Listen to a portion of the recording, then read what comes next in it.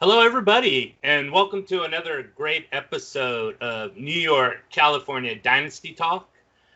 We're now in episode 5, I believe. We covered the rookies, got all the rookie positions down, quarterback, running back, wide receiver, tight end, did all those. Check those out for your drafts coming up. Great detail on all those. Last week, we did the overrated, and this week, we're doing the underrated. Joined with my friend Ralph Mancini. How you doing, Ralph? Doing great. So one of the things that I like sort of for looking for those that are underrated is not only ADP, but people that aren't really being talked about as much. I was kind of worrying, not really worrying, but curious, I should say, about your opinions and what you look for when you're trying to find those hidden gems that are underrated that so many people are just avoiding drafting. Well, I think a lot of times, you have like these certain players that people sort of take for granted. They're veterans who have been around for a while and they put up pretty good production. But for some reason, they might have another player. They might have a teammate that overshadows them. And we're going to be talking about a couple of guys like that in today's show. But yeah, they might have that one player who overshadows them and nobody talks about this player and he ends up falling in the draft. And so those are the types of value picks I look for. Not so much, the young, sexy guy, but, sort of like maybe the 28 to 30-year-old player. He's been around, puts up steady production, and you know what you're going to get out of him. So I see a lot of those types of players falling in the draft.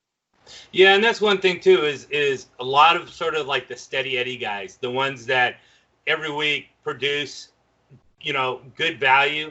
They might not blow the barn doors open. They might not have those 18 to 20 point weeks like a lot of superstars do, but you know what you're getting like almost every week. And just because someone has that Odell Beckham Jr. is definitely overshadowing someone like Jarvis Landry. But would you rather have someone like Jarvis Landry in a PPR league over Odell Beckham? And I think sure I'd go Jarvis, and I think you're looking like you would too. And it's I think that's a great point that you're pointing out. It's sort of like that, I think. Yeah, and at the end of the day, if it's a point PPR league, point per reception league that you're talking about, if a guy gives you 10 receptions for 70 yards, those are big points. It might not look like a gigantic stat day, but give me 10 for 70 or 9 for 68 yards. I mean, that's big time. Yeah, exactly. And it's every single week, and I lend myself more to fantasy football when it comes to consistency than someone that, he might have more points at the end of the year than Jarvis Landry, as we're talking about Odell Beckham. But I'd rather have someone who's more consistent each week than have someone that blows the barn doors off in week 3. And then you have to wait for another 4 or 5 weeks for him to blow the barn doors off again. I'd rather have those individual weeks because I think those individual consistent weeks is what leads to championships. Right. And a lot of times those big play guys that can win you some weeks single-handedly, they can also, have 2 receptions for 14 yards and lose a week for you. So yeah. I mean, and this year especially, rookies, they don't have a preseason. A lot of these younger players that need to be developed, they're getting their Zoom sessions, they're getting their virtual reps. And really, I don't know how much we can count. I really count on some rookies out there that a lot of people have high hopes for. So especially in the mid rounds, I would rather go with an established veteran that maybe a lot of people are not excited about or not talking about. And if I'm going to take a rookie, maybe a more exciting name, I'll just wait until later in the draft because, chances are I'm probably not going to start that guy a whole heck of a lot this season, with, the COVID-19 pandemic still ongoing and all of that. Right, exactly. And that the whole COVID thing, man, that just throws a whole wrench into pretty much all our plans. So I hear you. And sort of talking about those veterans, the first guy off our list who made his career start in Minnesota, played a couple seasons there, and then a huge hit, one most unfortunate hits for him, knocked him out and pretty much knocked him almost out of his career. Went to the Saints and now is with the Carolina Panthers. Teddy Bridgewater, 27 years old, playing in that RPO system. Right now he's going as a quarterback 28, overall 188. Let's talk about him. Yeah, you hit the nail on the head. He's only 27 years old. And the way people talk about him sometimes, it's as if he's 34. Right. The guy is still in his prime. He's still got a lot of good years. He still has upside to him. And it's pretty remarkable how, you just mentioned back in 2016, he was on his way to a very good career as a starter for the Minnesota Vikings. Then in the preseason, has that knee injury, that catastrophic knee injury that some people thought he wasn't even going to come back from. A lot of people were forecasting that, that was going to be a career ender for him. But give the guy credit. He's now on his fourth team officially, and he's fought back. He's redeemed himself. He's reestablished himself. He might not be quite as athletic as he was when he first came out of Louisville, but last year he showed you that he could start and he could be a damn good starter for your team. Took over for Drew Brees, and for a stretch of 5 games went 5-0. He averaged 240 passing yards and 1.8 touchdowns. So those are decent numbers. But now going over to Carolina, I think he could put up even better numbers. And you talk about underdrafted players. He's being taken as the QB 25, and so to me that's. That's rock bottom right there. That's rock bottom value right there. And, you could pick him up as your QB2 easily. And so what we're looking at with Bridgewater going to Carolina, I don't see Carolina winning more than 5, maybe 6 games this year. And so they're going to be in situations where they're going to have to air it out. And you take a look at their division. They have a lot of high octane offenses, between Tampa Bay, the Saints, and the Falcons. So you can easily see a lot of shootouts in those divisional games. And Teddy's going to have to put up the ball early and often. I know Matt Rule came in and he says what a lot of coaches say in the beginning, well, we're going to play tough defense and we're going to run the football. But, they don't have much of a defense right now, especially without Luke Kuechly there. And as far as running the ball goes, they weren't able to establish the run last year that often. Even with CMC, Christian McCaffrey in the lineup, they struggled establishing the run last year.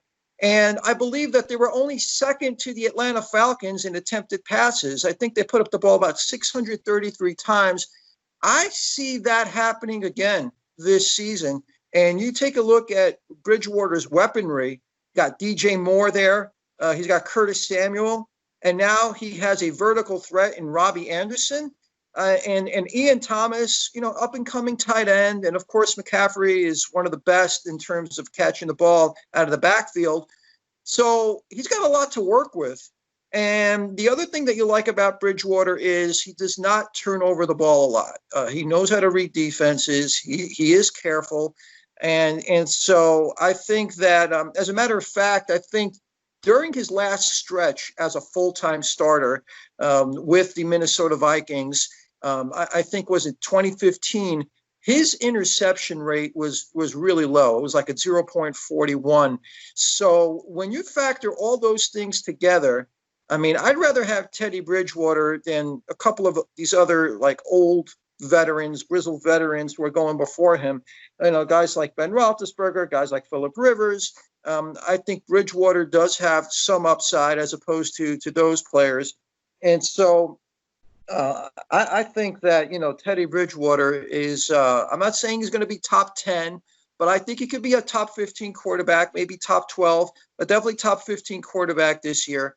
And so if you're getting him as your QB2 or as your flex option, I think that's great value. Yeah, and don't forget also in any PPR leagues, there's his capability of running the ball too. And he has that good scrambling ability to sort of move around in the pocket and take off when necessary. He's not like the greatest runner. He's not going to be Daniel Jones out there or Josh Allen, but he can pick up the necessary yards when they're necessary. So he should be able to put some points on the board. He's not going to be a stick. No offense, he's not going to be Aaron Rodgers back there. So you also got that bonus as well. Now let's move on to the running back position and a rookie who I am really enthralled about. I really think outside of CEH has the best opportunity to be sort of the starter and bell cow for the team, and that is Cam Akers with that 12 personnel. He's going as 48 overall, so in the top 5-6 rounds. What are your thoughts for the upcoming rookie here? Well, according to fantasypros.com, Cam Akers is being taken generally as the RB.26. And so you would have to ask yourself, why is he going that low? I think that report that came out about a month ago where Sean McVay stated that he's going to go with the hot hand among, his stable of running backs. I think that had a lot to do with it. I think that made a lot of people nervous about Cam Akers. And I think that you need to fade out that coach speak and just, evaluate these players for what they are. I mean, Cam Akers is far and away the most complete running back on that roster. I know Henderson is a guy that's got some speed and he's got some wiggle to him, but he's not very big and he's not an in-between. He's not your classic in-between the tackles runner. And then you got Malcolm Brown, who's a good short yardage banger, but he's got little to no explosiveness to him. And when you have Cam Akers, it's kind of like the combination of both Henderson and Brown in terms of what they do best. Akers is a big guy, about 215 pounds. He can pound it. He's got some shiftiness to him. He can catch the ball, and he's a decent blocker as well. So I know a lot of people when he was first drafted, they're like, "Oh, look what he did behind that Florida State offensive line." And it's true. I mean, he didn't have much around him.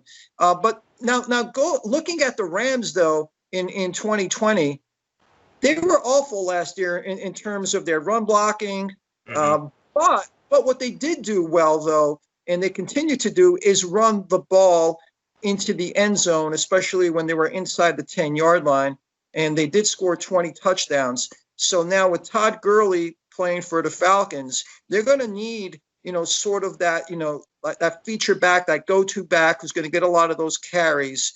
And so I think Cam Akers is going to inherit a lot of those totes that were going to Todd Gurley.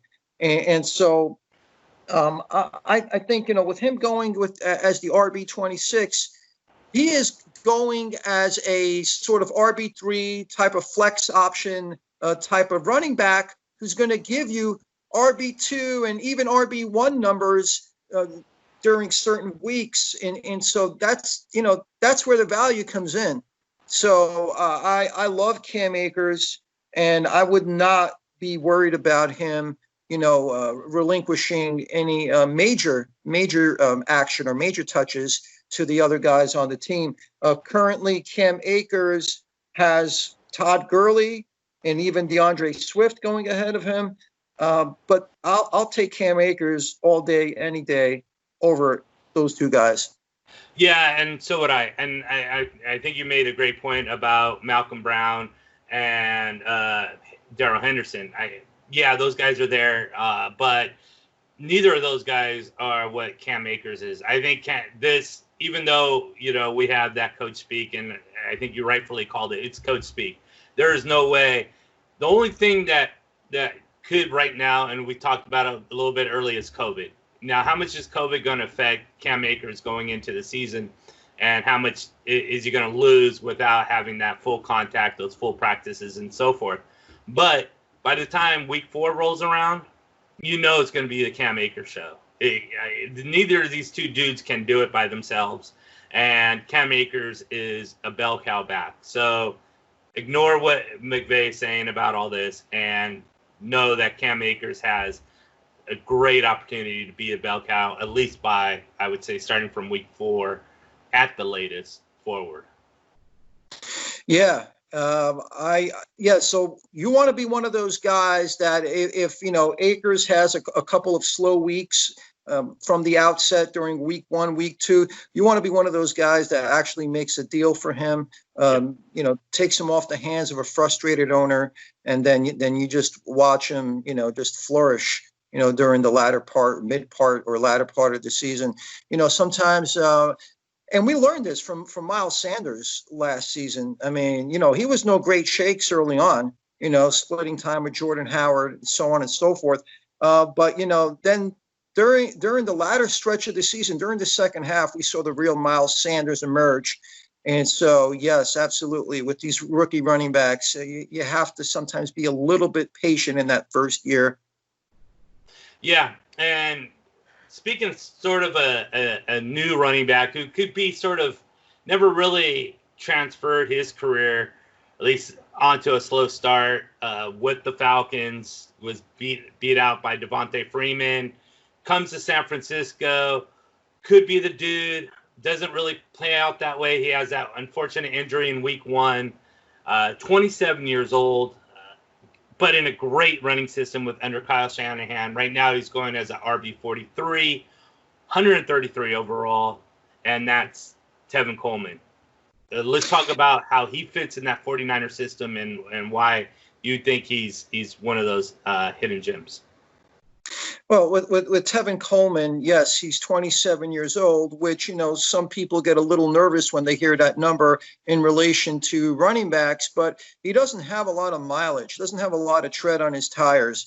And the thing with Coleman is, I know a lot of people, they still have that memory from last year where he kind of disappointed. And during the latter stretch of the season, especially during the last 6 games of the season, Raheem Mostert, just exploded. And so that kind of pushed Tevin Coleman to the background. But Tevin Coleman is a guy who's bigger than Mostert. He does have breakaway speed. Yes. And the other thing you like about Coleman is that, over the course of his career, and he's been in the league now for about 5 seasons or so, he's put up 4 yards per carry or better in each of those seasons. So he's been productive. He just hasn't put up those big numbers on a week-to-week basis. But, for our purposes, Tevin Coleman is being taken as the RB.41. So you're not expecting the world out of him, taking that low. So he's going to be a reserve on your fantasy team. But he's going to be a reserve, in my opinion, that you're going to get some use out of at some point. You see, that's the difference between, maybe some hot name, some rookie that, looks good in the beginning, but then you find yourself just wondering, what am I going to do with this guy? I can't use him. I can't start him. I think Coleman is the type of player who, at some point during the season, you're going to get some usage out of him. And, let's face it. I know, like, going into the season, Raheem Mostert is the RB1, but the guy's on his 7th team. And outside of that stretch last season, where I think he scored 7 touchdowns during the last 6 games. Of course, he had that, all-time playoff performance versus the Packers, 220 rushing yards. But, yeah. That burned in your memory? Yeah. I'm still having nightmares about it. But the thing is that what has he done? What has he done prior to that? I believe Mostert never had more than 34 carries in any one of those seasons prior to 2019. He's under 200 pounds. So we're not talking about a bell cow. He's going to need some help in that backfield.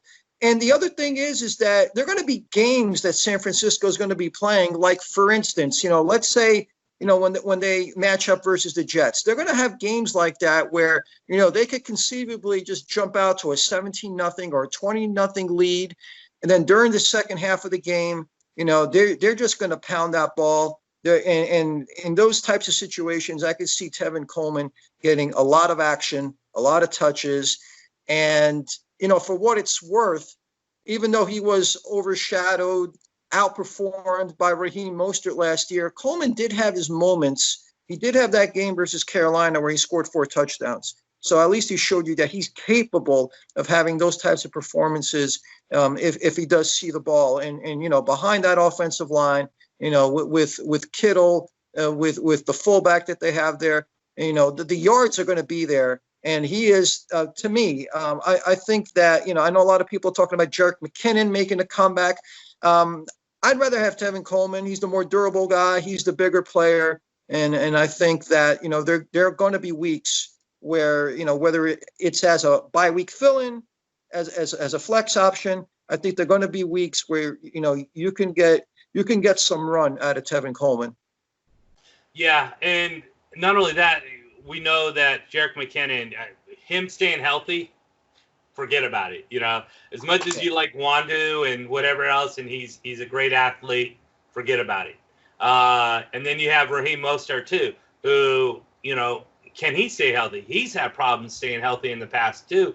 So you have 2 players that are very much known to be injured prone. I mean, Coleman has his injuries too, but if Mostert goes down, and I think Coleman is a better back than McKinnon.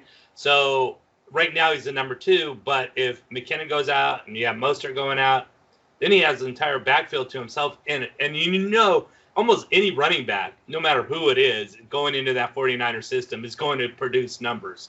So if he's a bell cow and you have him, you know, stashed away at one of your, you know, late round picks, boom, mid-season or whatever, you know, he could be one of those players that makes a difference, that is sort of silent for most of the year, and then all of a sudden he gets that opportunity and mid-year and it explodes for the rest of the season. Yeah, and so if you find yourself in a situation before the trading deadline where, you know, you already have 2 or 3 really good backs and you have a deficiency at receiver or tight end, you know, then you know, Coleman becomes a trade chip. So yep. Yeah, exactly. And people are going to be excited because he plays for the 49ers and he has, you know, he's the running back for the team and he brings a lot of value. So yeah, absolutely. Let's move to the wide receiver position. We have someone from the Detroit Lions who's in a great passing offense.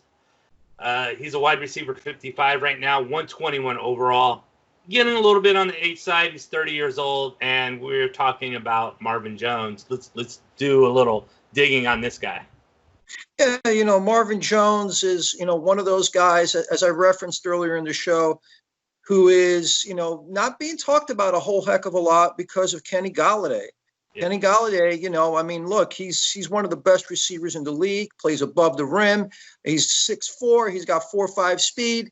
And Marvin Jones is not a small guy, and he scores a lot of touchdowns too. But because of Kenny Golladay, because Kenny Golladay is better than Jones, that should be no knock on Jones, on Marvin Jones, because last season, before Matthew Stafford went down, he was on pace for 84 catches, 1,070 yards, and 12 touchdowns.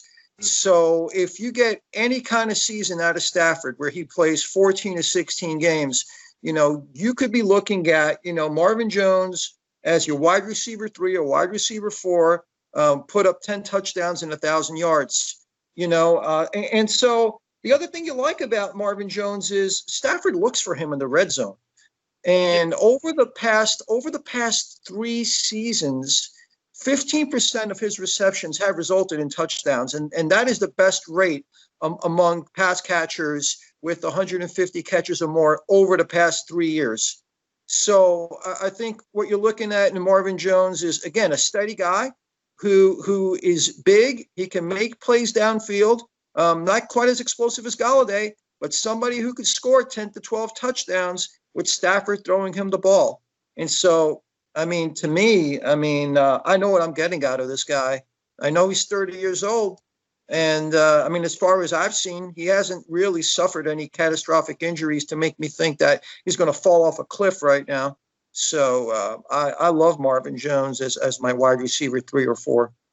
Yeah, and, you know, as you mentioned, his age is 30, but he doesn't seem like he's 30. He seems like he's on the younger side of 30. I really don't have any qualms about him playing a three or four more years, as long as, you know, he's signed and all that kind of stuff. But he doesn't look like he's, as you mentioned, about to fall off the cliff. So when you have someone who produces as many touchdowns as this guy does on a yearly basis, and being, you know, as a late third wide receiver, fourth wide receiver, then you're bringing in a lot of value. Yeah, the other thing is that I just love his quarterback, Matthew Stafford. And a lot of people seem to forget that Matthew Stafford was having an all-time season last year before he got hurt. And so if I can get a piece of that prime Matthew Stafford real estate, then sign me up. And, you know, he's always been sort of, Matthew Stafford's always been the yardage guy. It's always been the touchdowns. It's always been like the 27 touchdowns, the 26 touchdowns. It's never been, you know, the 30 plus, except for like the 1 or 2 years that he's been in the league that he's done that. But for the most part, it's always hovering around that 27, 28 touchdown mark. And then last year he had 25, I believe, at week 8. So he was on pace for 50 touchdowns on top of his normal 4,000 plus yards. And so I think he was even on pace for 5,000 yards. So it was an insane season. And I think that, you know, due to a broken back, I think you're going to see, you know, I think he's fully recovered from that. And he might not be 5,000, 50 touchdown guy, but I think 40 plus is in the cards. Why not? There's nothing really changed about this. In fact, the offense has probably gotten better with DeAndre Swift. So why not? And you know who's the touchdown guy, and that's Marvin Jones. Yeah, 10. I can see 10 touchdowns from Golladay, 10 touchdowns from Jones. He's got Hawkinson, who should emerge in his second year as a starting tight end. 2 good running backs. You know, and the other thing is that Detroit has a god awful defense too, which is going to force them to throw the ball, you know, each and every week to air it out. So you just love that. It's I think overall, you know, Detroit is a very fantasy friendly offense at all positions. I think the only negative side right now, as far as what we're talking about where to draft him, is as far as future years goes, is that he is in a contract year this year. So other than that, I think it should be full throttle if you're looking for sort of that touchdown kind of guy in those late rounds. Right. And then on the younger side, someone who really impressed, I think you know better than I do. I think it was probably around week 5 or 6, maybe. Week 6, yeah. That Monday night game versus Detroit. Okay. Oh, Detroit. So week 6, 24 years old. We're talking, I don't know if they've made that official switch, but we're thinking Green Bay is going to go into a 12 personnel. Right now, he's like going not even drafted, wide receiver 73, 171 overall, and that's Allen Lazard. Let's talk about someone that we're both excited about. I know you're excited about him, even though you're a Packers fan. I know that you like him, even if he wasn't with the Packers, probably, and I do too. Let's talk about him. Let's start off from, you know, some of the recent reports that have come out, and Devin Funchess officially opted out of the season about a week ago. So that was one of the things that some people were worried about, you know, Devin Funchess being the established veteran and coming in and you know, sort of taking away some of Allen Lazard's shine. But, you know, he's not there any longer. And quite frankly, you take a look at, you know, the receivers that the Packers have on their roster, and I really can't make a solid argument for anybody else besides Allen Lazard to be that wide receiver too. You know, you got Marquez Valdes-Scantling, who's, you know, drops as many passes as he catches, you know, and then you got Equimenius St. Brown. He didn't even play last season, and so we don't know what we have in him. And then you got, you know, like the CFL superstar Reggie Begelton. You know, he's got to make the team, you know, before we can even talk about him, you know, being a number 2, number 3, or number 4 option. And Jake Kumaro, I mean, yeah, you know, he's a guy that has who's really good in the preseason, and then at some point he gets hurt. So I think that Allen Lazard, that wide receiver 2 position, is his. and I don't think enough people are really talking about him.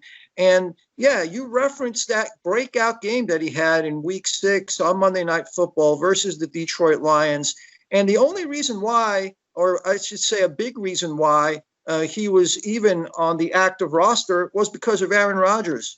Aaron Rodgers loved throwing him the ball during practice sessions. This guy went after it. He attacked the football. He was selling out, diving for balls. And he was a guy that's very serious about his craft, and also a very confident kid as well. And Rodgers saw that. And he saw that he didn't have a lot around him in terms of receivers. So he's like, why don't we, put this guy out there and see what he has? And, in the second half of the season, Lazard really took off. Now, people might look at him, and he's 6'5". He's big. He's about 220 pounds. So he's not only tall, but he's a big, muscular guy as well.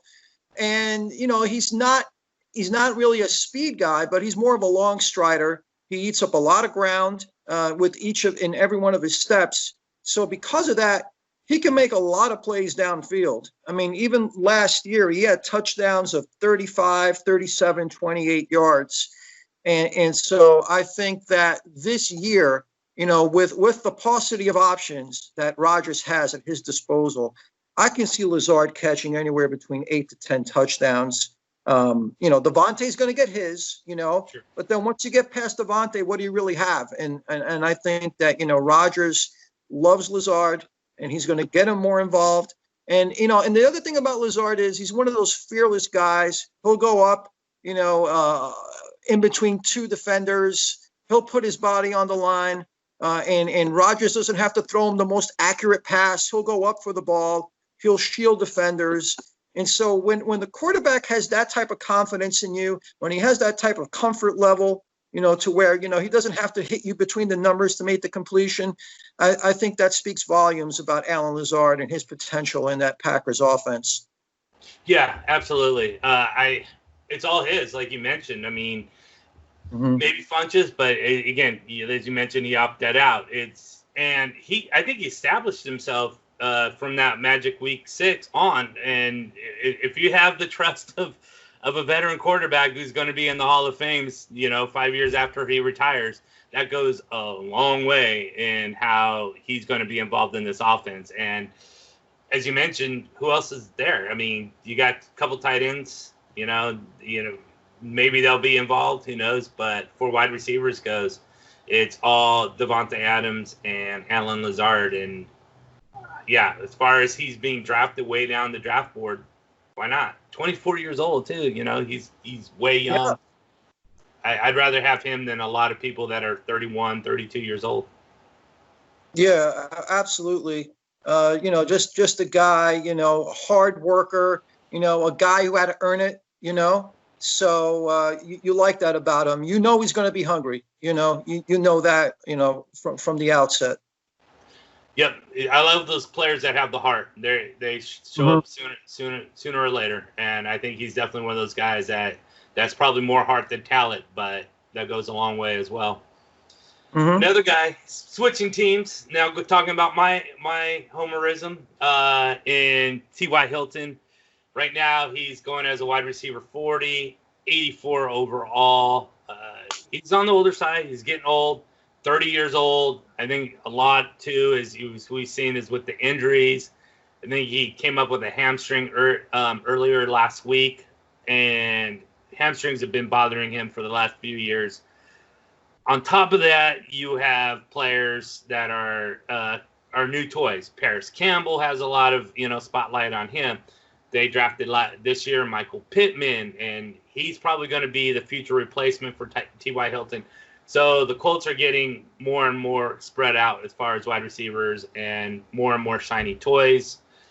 Still, to me, there's nothing like a veteran that plays it out every single year that a quarterback has reliability on, especially a veteran quarterback like Phillip Rivers. Therefore, as later as you can get T.Y. Hilton, I think the better off your team's going to be. What are your thoughts as far as T.Y. Hilton goes? I don't have any doubt that, he still has a lot of gas left in his tank. When he's healthy, he still has that speed. He still has that ability to go vertical. The one concern I have is his quarterback, Phillip Rivers. Now, whereas, other quarterbacks, guy like, Andrew Luck and probably at this point, even Jacoby Brissett probably have better arms than Phillip Rivers. I'm just wondering, if Rivers, can consistently, throw deep passes his way. So I guess, the thing that I'm not, 100% sure about is how they're going to utilize T.Y. Hilton. Are they going to still use him as that deep threat? Or are they going to call more crossing routes, more shallow routes for him to facilitate things for Phillip Rivers? So that's the one thing I want to see. But, as far as Hilton himself, in terms of what he has left in the tank, I think that, if you can grab him as your wide receiver 3, I think you're golden, because he could still beat defenders up and down the field. Yeah, he is so good against man-to-man. It's like an easy win. Whenever someone's man-to-man on him, he breaks press coverage really well, so strong. And I think you bring up a good point in how are they going to use him now that they have a straight speedster like Paris Campbell.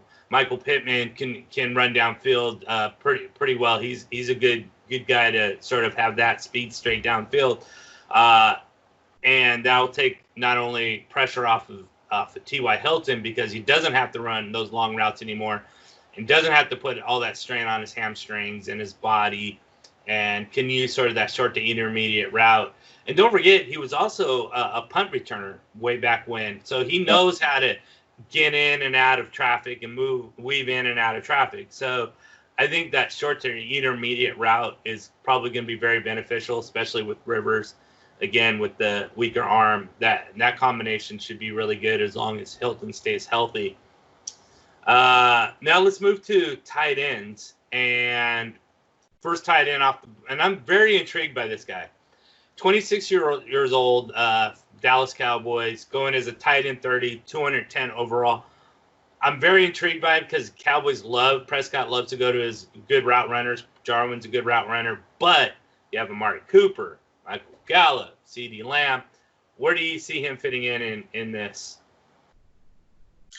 Well, here's the thing with Blake Jarwin, and I totally get, they have 3 really good receivers, and they got Ezekiel Elliott, so you figure, where his catch is going to come from, where his target's going to come from.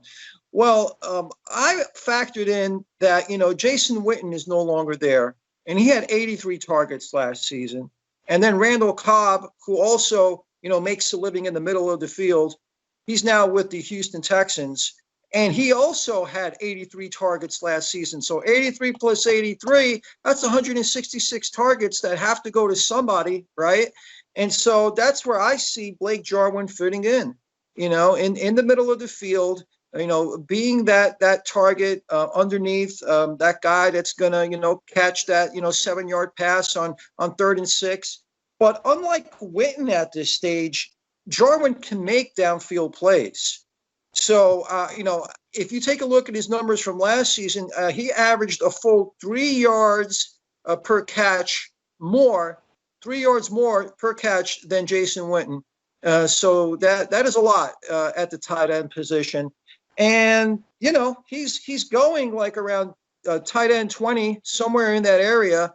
And so, he's not even going as a starting tight end. And I think he can definitely give you starter production. The other thing I like about Blake Jarwin as well is he had a 76% catch rate. And so he is reliable. I don't think he's going to be one of these guys that, who's going to be dropping passes his first 3 weeks and then Prescott moves off of him and he starts seeing less and less time. I think Jarwin is well entrenched in that offense. And, the thing that I'm curious about with that Dallas Cowboys offense in general is now that they have Mike McCarthy calling the plays there as the head coach, McCarthy is famous for just being the type of guy who runs a very pass-oriented type of offense, pass-oriented attack. And now with Ezekiel Elliott being there with that offensive line, is he going to lean on that running game? Because he didn't do that with the Packers. I mean, even when he had Eddie Lacy in the backfield, he never really made that commitment to the running game. When, even when it was 3rd and 2, 3rd and 3, 3rd and 4, very rarely would he ever run the ball. And so I'm just curious to see now what happens with Ezekiel Elliott there, if he's going to get, that same workload that he would traditionally get under Jason Garrett. But, but as far as Blake Jarwin goes, only 26 years old, a guy that went undrafted. So, he's hungry. Nothing's been given or handed to him. I think that he could put up some really good numbers. I could see him putting up top 10 to top 12 types of numbers, and you don't have to break the bank to draft him. Yeah, in fact, even looking at Jason Witten, as you said, last year, he was a guy that came off the broadcasting booth, had a whole year off broadcasting, calling plays and stuff like that, comes in and still does, a stand-up job worthy of a tight end 2 numbers. And he, on top of coming from the booth, he was, I don't know how old he is exactly, but, he's 30-something years old. 37. So now you have a younger, maybe not as talented as Witten, but he's going to be in those positions to make the plays, and he's younger, and he can get downfield better. So at a tight end 30 where he's going or thereabouts, there's no reason that this dude can't be a tight end 2 by the end of the season. Yeah.